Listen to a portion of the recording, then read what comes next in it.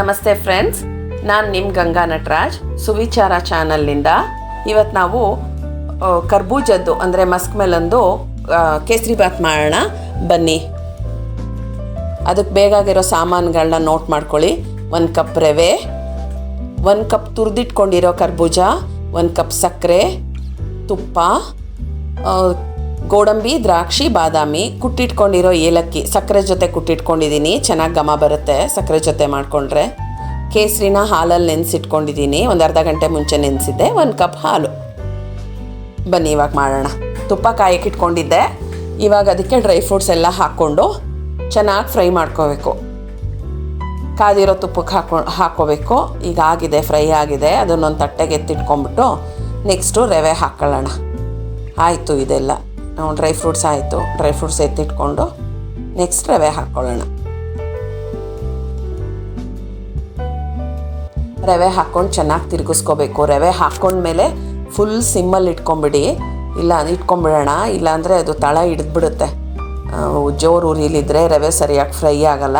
ಉರಿ ಕಮ್ಮಿ ಮಾಡಿಕೊಂಡು ಚೆನ್ನಾಗಿ ಫ್ರೈ ಮಾಡಿಕೊಂಡು, ಫ್ರೈ ಆದಮೇಲೆ ನಾವು ತುರಿದಿಟ್ಕೊಂಡಿರ್ತೀವಲ್ಲ ಆ ಕರ್ಬೂಜ ಹಾಕಿ ಅದನ್ನು ಚೆನ್ನಾಗಿ ಫ್ರೈ ಮಾಡ್ಕೊಳ್ಳೋಣ. ನೀಟಾಗಿ ಫ್ರೈ ಆಗಬೇಕು, ನೀಟಾಗಿ ಮಿಕ್ಸ್ ಆಗಬೇಕು ಅದ್ರ ಜೊತೆಗೆ. ಈ ಟೈಮಲ್ಲಿ ಸಕ್ಕರೆ ಹಾಕ್ಕೊಳ್ಳೋಣ. ಸಕ್ಕರೆ ಹಾಕ್ಕೊಂಡ್ಮೇಲೂ ಚೆನ್ನಾಗಿ ಮಿಕ್ಸ್ ಮಾಡ್ಕೊಳ್ಳೋಣ.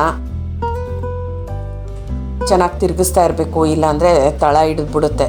ನೀಟಾಗಿ ತಿರುಗಿಸ್ತಾನೇ ಇರಬೇಕು ಫ್ರೆಂಡ್ಸ್. ಇವಾಗ ಕೇಸರಿ ಹಾಲಲ್ಲಿ ನೆನೆಸಿಟ್ಟಿದ್ದು ಕೇಸರಿ ಹಾಕ್ಕೊಂಡು ಮತ್ತೆ ತಿರುಗಿಸ್ಕೊಳ್ಳೋಣ. ಇವಾಗ ಹಾಲು ಹಾಕ್ಕೊಂಬಿಡೋಣ. ಹಾಲು 1 ಕಪ್ ತೊಗೊಂಡಿದ್ವಿ ಅಲ್ವಾ, ಆವಾಗ ಹಾಲು ಹಾಕ್ಕೊಂಬಿಡೋಣ. ಇನ್ನು ಸ್ವಲ್ಪ ಹಾಲು ಬೇಕಾಗತ್ತೆ. ಇನ್ನೊಂದು ಸ್ವಲ್ಪ ಹಾಲು ಹಾಕ್ಕೊಳ್ಳೋಣ. ಹಾಲು ಹಾಕ್ಕೊಂಡು ಚೆನ್ನಾಗಿ ತಿರುಗಿಸ್ರಿ. ಕೈ ಬಿಡಬಾರ್ದು ಫ್ರೆಂಡ್ಸ್. ಒಟ್ಟು ಕೈ ಬಿಟ್ಟರೆ ತಳ ಇಟ್ಕೊಳ್ಳುತ್ತೆ. ತಿರುಗಿಸ್ತಾ ಇರಬೇಕು.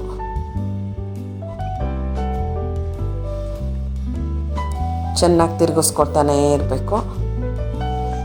ಇವಾಗ ನೀರು ಸೇರಿಸ್ಕೊಳ್ಳೋಣ. ನೀರು ನೋಡ್ಕೊಂಡು ಕಾದಿರೋ ನೀರು ನಾನು ಕಾಯಿಸಿಟ್ಕೊಂಡಿದ್ದೆ.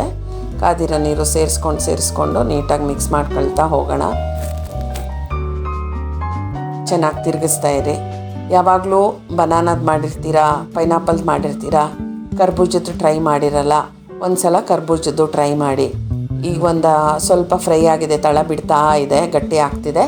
ಈ ಟೈಮಲ್ಲಿ ಡ್ರೈ ಫ್ರೂಟ್ಸ್ನ ಕರೆದು ಎತ್ತಿಟ್ಕೊಂಡಿದ್ವಲ್ಲ ಅದನ್ನು ಹಾಕ್ಕೊಂಡು ನೀಟಾಗಿ ಮಿಕ್ಸ್ ಮಾಡ್ಕೊಳ್ಳೋಣ. ನೋಡಿ, ತಳ ಬಿಡ್ತಾ ಬರ್ತಾ ಇದೆ.